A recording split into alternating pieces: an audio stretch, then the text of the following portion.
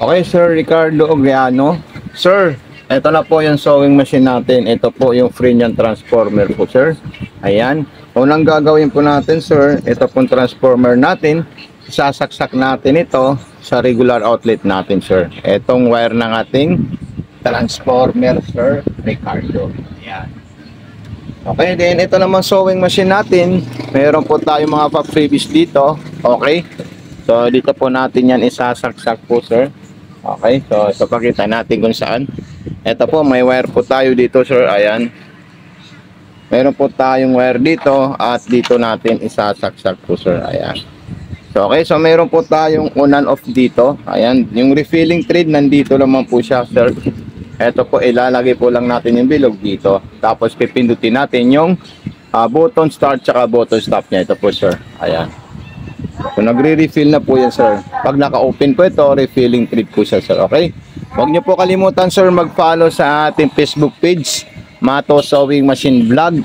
Kasi doon po natin, kayo pwede i-tutor, i-guide dito sa sewing machine niyo po, sir. Okay? At huwag niyo rin po kalimutan mag-subscribe sa ating munting YouTube, Mato Sewing Machine. Same name sa ating TikTok na Mato Sewing Machine. Okay, so tatanggalin ko na po to, sir. Ayan. At susunod natin dyan, sir, tayo po ay maglalagay ng sinulid sa itaas papunta sa karayom. Okay?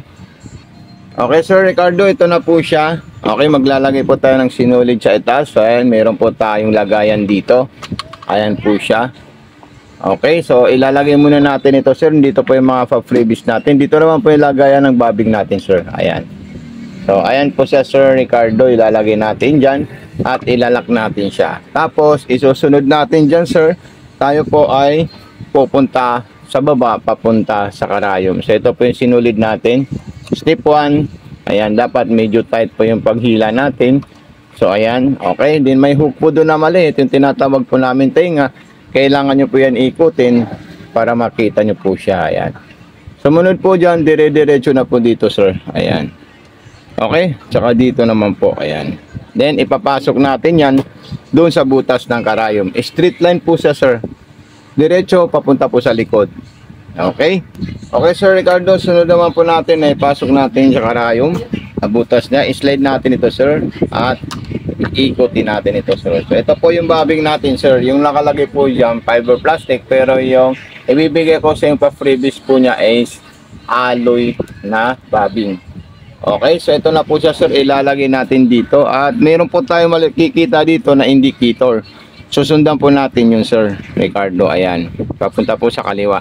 Then, ikutin natin ito, sir, para makain niya po yung sinulid sa ilalim. So, ayun po silang dalawa. Dinihilain natin ito, sir. Ayan. Hilain natin sila. So, ayan. So, mahusay po na naka-tikwas yung sinulid natin sa bandang kaliwa. At any concern po, sir, wag po kayo mahihiya mag-message sa akin. Mag-video call sa Mato Sewing Machine Vlog, FB page. Okay. So, ayan. Ayan po siya, sir. Then, kukuha tayo ng tela at iti-testing natin yan bago natin i-testing yung aging cutter natin, sir. Okay? Sir Ricardo, nandito po sa gilid yung ating option selector. Ito po siya.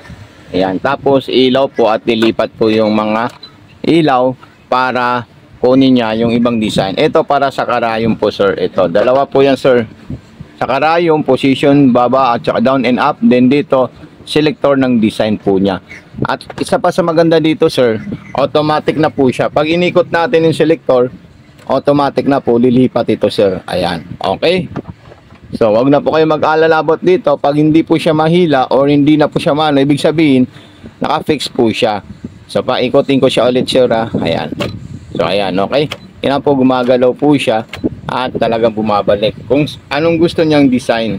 Maliban sa iurong mo. Ito, hindi mo na ito maiurong kasi hindi po siya pwede iurong. Pero pag katulad nito, nauurong po siya. So, ibig sabihin, pwede po siya, sir. Okay? So, ito po yung button start natin, sir. Ayan. So, ayan po siya, sir. Then, stop natin siya. Ayan. Okay, so yung distance natin sa straight line, ito po ay masinsin. Then, kung gusto natin malalayo, i-adjust natin yan, sir. Ayan. So, malalayo na po siya, sir. Okay? So, ayan. So, ito po yung tension. Ayan. Ibig sabihin niya po, sir, dyan po tayo kukuha ng tamang timpla ng ating stitches design. Kung gusto po nating masinsin or malalayo po yung hakbang. Okay? Then, sunod naman natin dyan. Ito po siya, sir. Oh. Ito. Ayan. Malalayo po yung hakbang. Then, dito naman is dikit-dikit. Okay? So, ngayon, gagawa po tayo ng zigzag natin. Tapos, ang zigzag na gagawin natin is yung normal. So, ayan po siya. So, ito, pwede natin baguhin. Pwede rin natin itong baguhin, sir. Pero kahit hindi na po kung sakali. Okay? So, ayan. Then, zigzag po yan, sir. Ayan. Tapos, kung gusto niyo po mas malapad, i-adjust nyo to. At kung gusto niyo po masinsin, i-adjust nyo to, sir. Ayan. Ayan. So, masinsin at malapad po siya, Sir Ricardo. Lahat ng stitches niya, sir, gumagana po yan, sir. Okay. So, stop natin siya. Ayan. So, ito po siya, Sir Ricardo Obriano. Ayan. So, ito po, sir. Ayan. Ang ganda po ng kanyang design at saka stitches. Okay. Then, ang maganda dito, sir, yung sinulid, parehas, ha. Ito kasi, sample lang natin to. Tapos, kuha po tayo ng pang-aging. Ayan, number 6, yung pang-aging niya. At number 3. Ayan. Ay, number 4. Yan yung wala po siyang cutter, sir. Okay. Then, ilagay naman po natin siya sa mga iba't ibang klaseng design. Ayan. Marami po siyang design kasi 12 po yan, sir. 12 multiple stitches po siya, sir. Okay. Then, another naman po, yung mataba na zigzag. Ayan. Double zigzag at saka meron din po siyang double stitches na straight line. Okay. Then, ayan po siya, sir. Ayan. Then, yung ano naman po, yung double straight line na mataba. Ayan. Number 12. Ayan. Tapos, gawin natin yung number 1 na pang button holder. Okay. So, ayan. Button holder naman po tayo. Number 1 naman po. Ibaba natin yung kulay red po dito, sir. Ayan. Atras, abante po siya, sir. Ayan. Okay. So, ayan po siya. Di mamaya, paatrasin natin yan. Itutulak natin yung kulay red. Ayan po siya. Ayan. Tapos, iabante naman po natin siya. Ayan. So, tingnan natin siya, sir. Ito. Ang solid at ang ganda po ng button holder niya. Hihiwain nyo lang po yan sa gitna, sir, para ma-open po siya. Okay? Then, susunod natin dyan, sir. Tayo po ay magkakating na. Okay? Pag tayo po ay magkakating or gagawa tayo ng aging na may cutter, kukunin natin ito. At ito. Ayan. Then, open natin ito, sir. Ayan. So, pwede nyo po ito itago dito sa drawer. Ayan. Okay, so ilalagay natin muna to, sir. I-open natin yun. Ayan. Kailangan natin yan i-open at ilalagay natin ito, sir. Ayan. Tapos, higpitan natin yun. May tornilyo po doon sa loob. Ito po siya. Ayan. Kailangan tight at mahigpit po siya para hindi po siya gumalaw. At ito naman po, ilalagay natin dito yan. Okay? Ilalagay natin yan sa pressure foot niya, sir. Ayan. Okay. So, napaka perfect na po, sir. So, ito na po siya, sir. Dito tayo magkakat sa gilid. Okay. So, ayan. Then, unang gagawin natin, sir, mayroon po multiple design dyan. Pwede po yung 4, pwede po yung 6, pwede rin po yung 9. Okay. So, unahin muna natin yung number 4. Ayan. Okay, so button start. Ayan po siya, sir. Okay. Sir, Sir Ricardo, ito po siya. Tingnan nyo po siya. Nagkakating na po siya. Tapos, i-stop natin siya ulit, sir. Ayan. Okay. So, ito na po yung pang-aging niya, Sir Ricardo. Ayan. Tingnan nyo po siya, sir. Oh. Ang ganda po ng pang-aging niya. Kailangan lang papalitan natin siya na parehas na sinulid po. Kung white, puro white. Kung red, puro red po siya, Sir Ricardo. Okay? Then, sunod naman natin dyan, yung pang-aging niya na number 6. Ayan. So, number 6 po, Sir Ricardo. At saka, 9. Okay? 9 and 6, pwede po yan. Bukan natin ulit. Kuha mo ko doon ng sinulid na isa. Ay, hindi. Tela. Ayan. Hindi, yung kulay dilaw. Sir Ricardo, ito po siya, Sir Ricardo. Ayan. So, lalayan nyo lang po yung tela natin sa likod. So, ayan. para hindi po siya matatastas or para hindi po siya lumiko or matabingi yung pinapakat natin sa kanya. So, stop natin si Ricardo. Ayan. Okay. So, ito po siya, Sir Ricardo. Ayan. Then, ito po yung inigingan niya na 3 threads. Ayan. Tanggalin natin siya, sir, para makita nyo. Ayan. So, ito po siya, Sir Ricardo. Okay. So, kung gusto nyo, pwede nyo po palitan ng lahat white na sinulid or lahat red na sinulid. Okay. So, subukan naman natin siya sa isa pang aging. Yung number 9. Ayan. Number 9 naman po ito, Sir Ricardo. Okay. So, pwede natin i-adjust ito.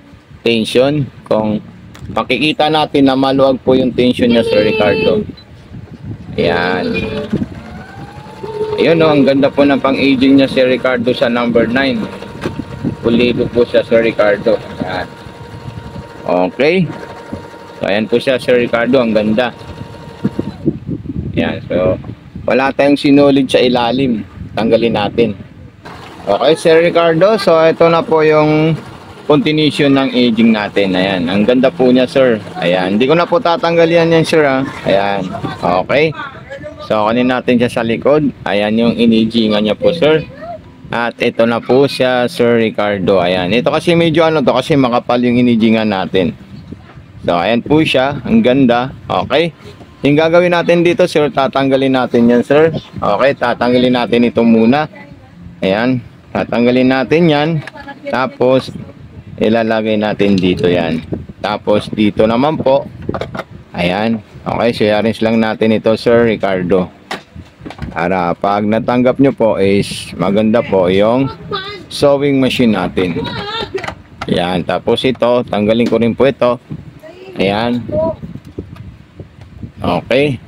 So, ito po isa, sir, yung aging pressure foot niya. Tsaka yung universal pressure foot ng sewing machine natin. Ito po siya, sir. Ayan. Okay, sarado natin yun.